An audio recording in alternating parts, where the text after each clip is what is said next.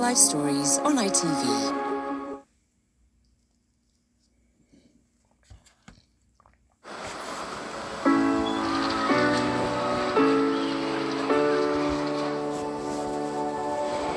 My father grabbed me off my mother because I was in her arms. The train pulled away. I've never seen my mother again. Out of the blue, he just said, I just want to make sure Mum told you the family secret. Every year, thousands of people come to us looking for missing family. She's my sister. She's loved and she needs to know that she's loved. Sometimes it's to solve a mystery that's troubled them for decades. I'm petrified of looking for her, but I've just got to try. Or to end the torment of what they don't know. Any siblings, any answers, anything would be great. So imagine the moment. Hi, Alan. Hi, Davina. When the burning questions can finally be answered.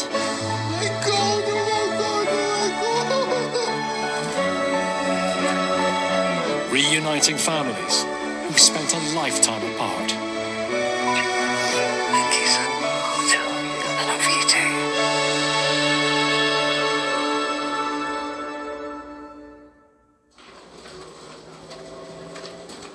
Our first searcher has been on a mission to find her brother, ever since she discovered the terrible way her mother was separated from him.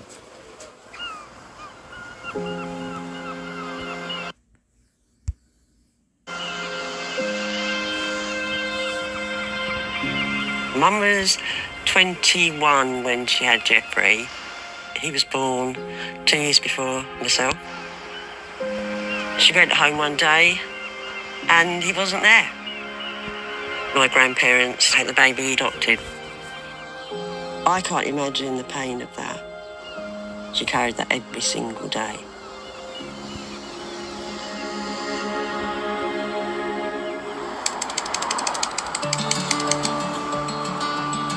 That's really pretty. 60-year-old Jane Hadlow lives with her husband, Alan. Nanny! What does that say? Jeffrey! Wow. Together, they have 3 children and 4 grandchildren. I adore them and I want to spend every minute with them. That's good. Jane grew up in Essex with her parents Kathleen and Jeff and 2 brothers, Stephen and Jamie. Jamie's come over to share some family photos. That's Mum and you. Such a lovely photo. And that, I remember Mum wearing that. And this one, that caravan holidays. There was a canary in the cage, and Mum one day decided that it would be probably nice to let it out for a bit of a flyabout outside. And it never came back. I had a fantastic childhood. We all knew that she absolutely adored us. She just shone. That's a good one as well. Oh, that's lovely, isn't it? But there was one night every year when Jane's mother Kathleen changed completely. Bonfire night, my dad always used to take us out. We were just super excited to see the fireworks with Dad. It was great. But we'd always, where's Mum? Why's Mum not coming? I do remember not understanding why she wouldn't come out. She wasn't her usual bright self. We'd come back and Mum would be in the bedroom and we didn't really see her until the next day. You could see that she had been upset and crying. It wasn't until Jane was 19 that she discovered the reason behind her mother's sadness. She just said to me one day, I need to tell you something. You've got a brother. His name is Jeffrey. And I had him adopted. Well, I didn't have him adopted, he was adopted. Jeffrey was born on the 6th of November 1962. Bonfire night was the night that would bring all those memories back. Now I understand why she was so upset that time of the year. Jane's mum grew up in Liverpool. Today she's returning to the childhood home where 21-year-old Kathleen lived when she discovered she was pregnant.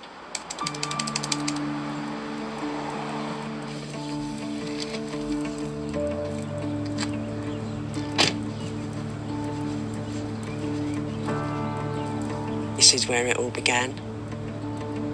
My grandparents were not happy at all about Mum being pregnant and not being married. They were very strict Catholics, so having a baby out of wedlock was shameful. They sent her away to the Isle of Wight. They were trying to hide it, basically. Kathleen spent the duration of her pregnancy miles away from family and friends. But when it was time to have her baby, she returned to Liverpool. Mum brought the baby home to this house. I think she did have him for quite a few months. She had that time to bond with him. After she had Jeffrey, I think the pressure her parents probably put on her every single day. You don't want a baby here, you don't want another mouth to feed. I think she fought it as hard as she possibly could. She wasn't going to let him go. But she came home one day and the baby wasn't there. He was gone. All they said to her was, "You don't need to worry, he's been adopted."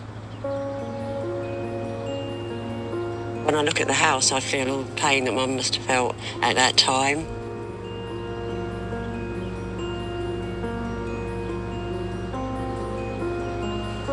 In the years following Jeffrey's adoption, Kathleen got married to Jane's father and built a family. But she never forgot her firstborn son. I still know that it hurt Mum to the depths of her soul to let him go. She carried it with her for the rest of her life. In 1994, Kathleen sadly died of cancer, aged 53. One of the last things she spoke about was Jeffrey. And she said, "Jane, when I'm gone, can you please find him for me? Can you please tell him what happened and tell him that I loved him and I didn't want to let him go?" She held my hand and she said, "Please, please make sure that you do it."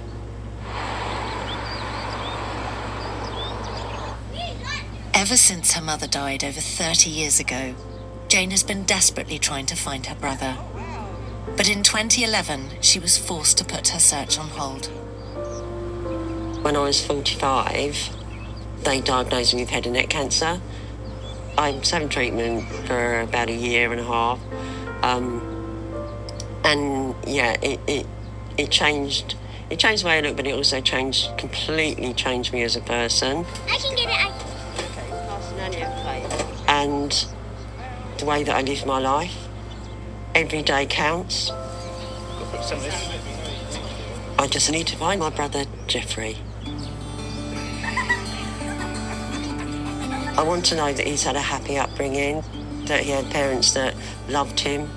I don't want to miss that opportunity of being able to meet him and to look him in the eye and call him brother. That would be wonderful.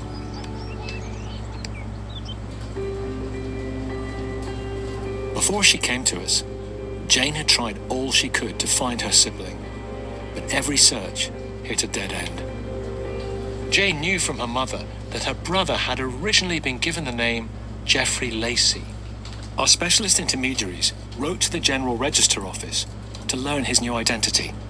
They discovered that his name had been changed to Andrew and that he'd been adopted by a family in the Lake District. We tracked Andrew down to where he now lives.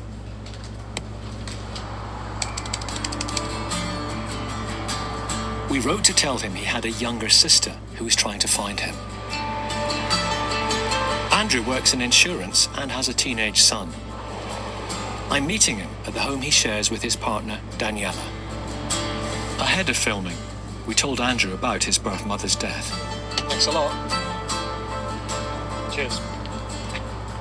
It's going to be hard for Andrew to hear the heartbreaking way he was separated from his birth mother. But there's good news. A sister Jane and two brothers cannot wait to welcome him into their lives.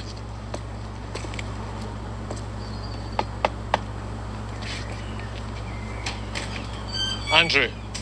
Mickey, nice to meet you. Really nice to meet you. Thank you very much. Thanks for having me. So much to tell you. After all these years, this has happened. Incredible, really. A letter dropping through the letterbox about someone that I didn't know existed. You've got a sister? Yeah. Jane? Yeah. Wasn't expecting that. Wow. She's been with Alan for 37 years. She's got 3 children and 4 grandchildren. My goodness, yeah. So, Andrew, where did you grow up? I grew up in Kendal in the Lake District. I had a great upbringing, a great childhood. I felt part of that family. They made me feel part of it. That's going to be great for Jane to hear. That was why I never went looking. It was that loyalty. Only in the last few years I've talked to my sister about it. Is she adopted? No, she's not. Our mum and dad is her biological mum and dad. Jane has been searching for you with no luck for a long, long time. Blimey. What do you know about what actually happened, the circumstances around your adoption? I have no idea. We never talked about it. Your birth mother, Kathleen, was 20 when she became pregnant, and her parents were really strict Catholics. So the fact that she was pregnant was, for them, unacceptable and a matter of shame. Jane thinks that your mum was with you for a matter of months, and then she went out one day and came back, and you were gone. You've been taken for adoption. I can't imagine what that must have been like. Awful. It was your mother Kathleen's last wish that you were found and told that you were loved.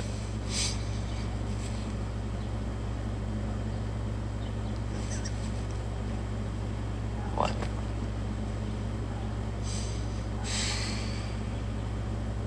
There's Kathleen.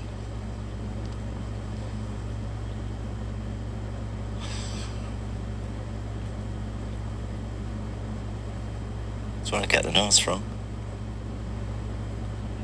My goodness.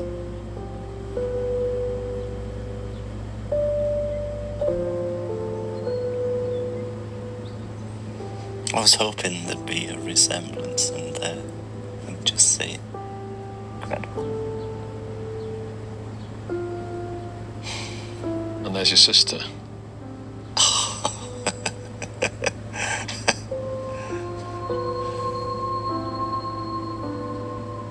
That's great, isn't it?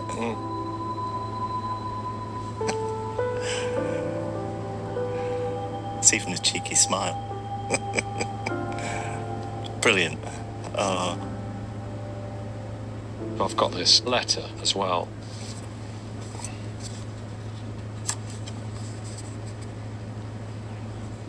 It has been a long 30 years since I began my journey to find you. Our mum's book, the babies she cherished and never wanted to let go.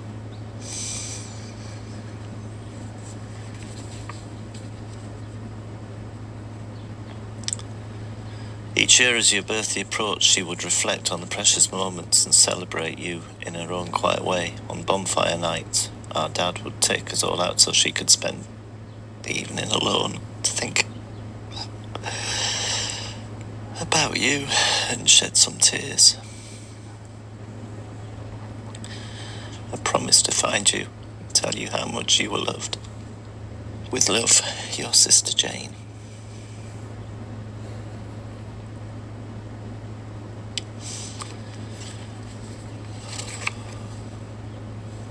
It's wonderful, Nicky. What are you feeling about meeting Jane? I cannot wait. So you've got a sister, Jane, and you've also got 2 brothers.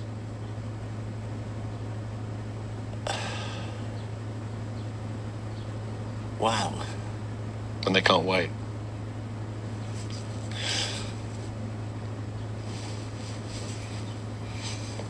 Flippin' heck. That's some news.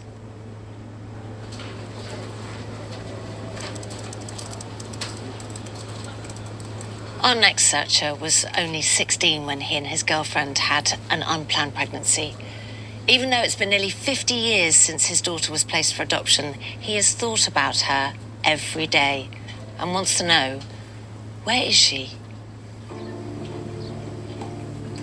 The last time I seen Michelle was when she was 9 days old. She was taken on the 10th day. I didn't get to say goodbye.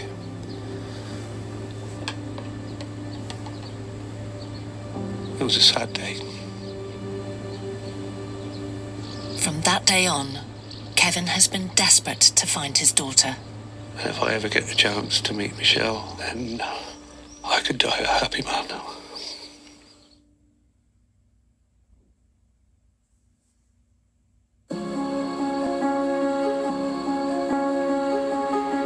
Personal Discoveries. Ancestry sponsors real-life stories on ITV.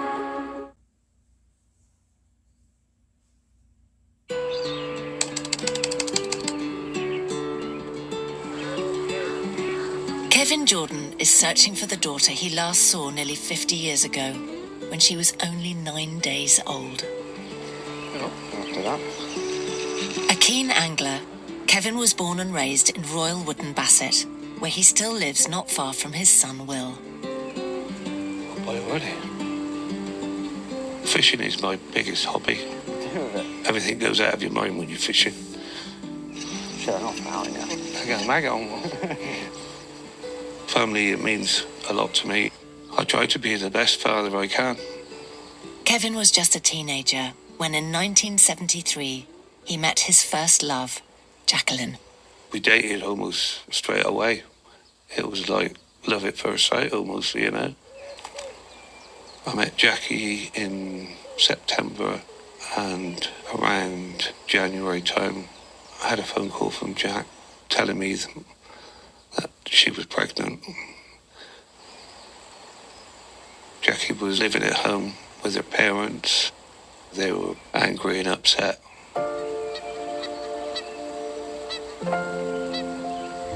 And I think it was decided by my mum and Jack's parents that we should have the baby adopted.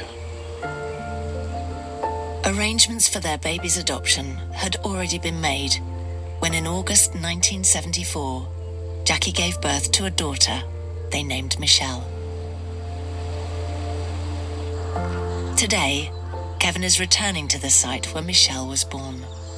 The hospital building has since been demolished.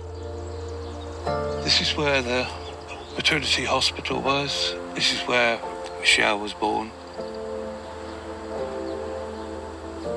She spent 10 days in hospital. I visited every day after work on my scooter.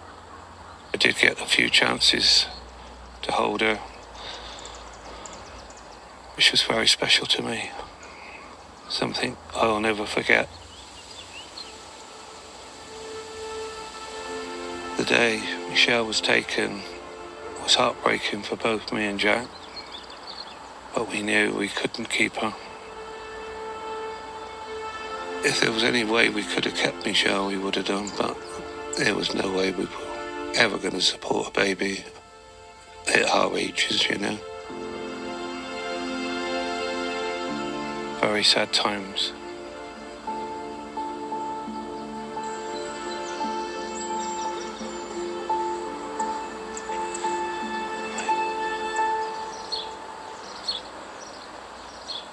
There you are, Rorting Church. Uh-huh.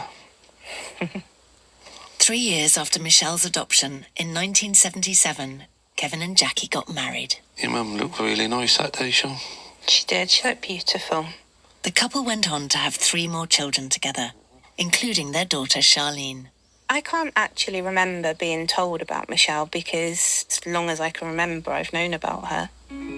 We've always wanted to look for Michelle, but I think Jack didn't think Michelle would ever forgive us because we continued life and had 3 more children. Sadly, in 2013, after a 14-month battle with cancer, Jackie died. She was taken too soon. Your mum always wished that Michelle would come looking for us. It would have meant the world if she'd have knocked the door one day. I think it's just really important for her to know that Mum did love her, that she was always wanted. She was. Oh, Popsy. My little chicken. Who wants some cake? Oh, yes, please. Bit of lemon drizzle. Yeah. All right. Enjoy. Enjoy, thank you very much. Oh. Earlier this year, Kevin got married to his partner of 8 years, Sue. That's one of your favourite days, my love. This is lovely, Sue. Thank you. I'm just hoping for a good outcome on this search, and I know how much it means to all of you. Michelle, she's always been in my thoughts. I don't ask for a lot. I've got everything I want. The only thing missing is the little girl we give away.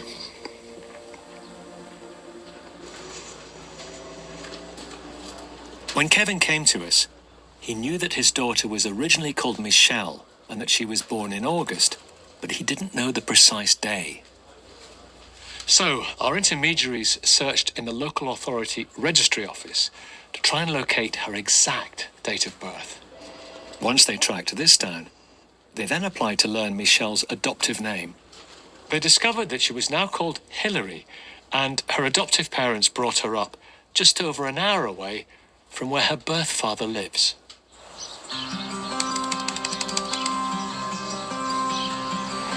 Hilary is the director of operations for a series of nursery schools. She has a grown-up son called Archie who lives with her. It's so sad for Hilary that her birth mother Jackie is no longer here.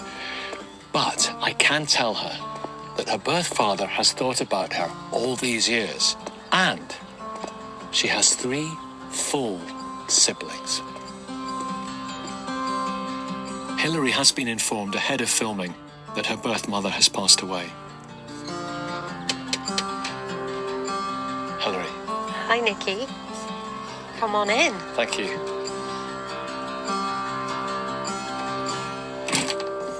It's great to meet you, Hilary. It's lovely to meet you too. I'm so sorry that you were told the news that your birth mother has passed away. Yeah, thank you. That's obviously very sad. It would have been lovely to have met her. Did you have a happy childhood? I did, yes. I had 2 parents that were very loving, very supportive. But both my parents passed away. When you were growing up, did you think about your birth family? Yeah, I don't think there's ever been a time where I didn't think about them and what they were up to. Your birth parents? Yes. They were 16? Yes. They fell in love. And within a few months, Jackie realised that she was pregnant. And of course, all hell broke loose. And she actually phoned Kevin and said, "Oh, my parents are absolutely furious." And they said that under no circumstances can you keep the child. Oh. You're right. Yeah.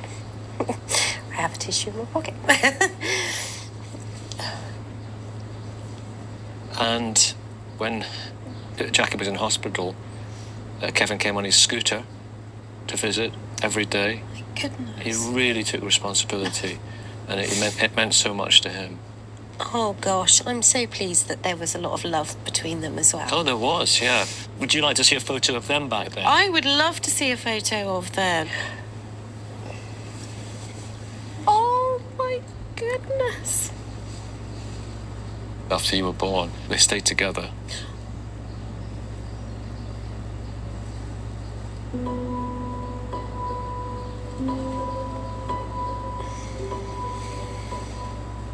And they got married. Mm-hmm.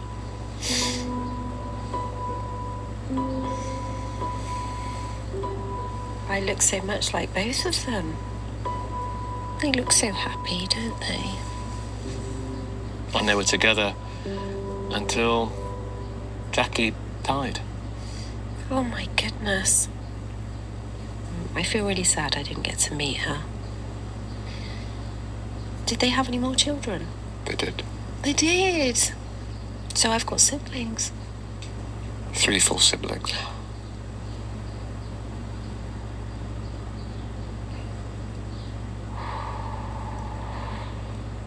Because your existence was always part of their family life. You were never a secret. Oh my goodness. Kevin was desperate throughout their marriage to find you, and Jackie was too, but she held back because she thought that the fact that they'd stayed together was unforgivable, and you would not have forgiven them for that. Oh my goodness. That's really hard to hear in some ways, because I've thought about it for a long time. And so to know that if I had been brave enough, that I could have actually met her. I can understand that that was not the right time. Now is the right time. Definitely. You know, I have got a photo of Kevin now, more recently. Yes, please. Oh, look at him. He's got such a kind, happy face, hasn't he?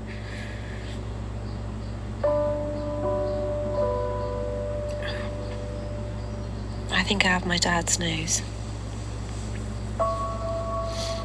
That's beautiful, thank you. And Kevin has written you a letter. Please, may I read it?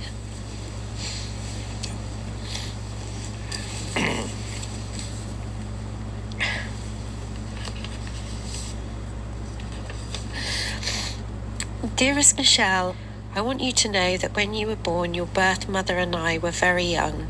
It's been so hard not knowing what happened to you after you were taken away at just 10 days old. You were often spoken about over the years. We always hoped that you would come looking for us one day. That makes me really sad.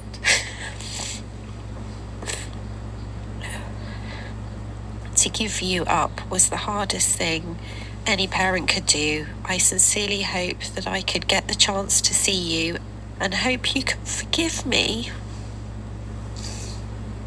Your birthday.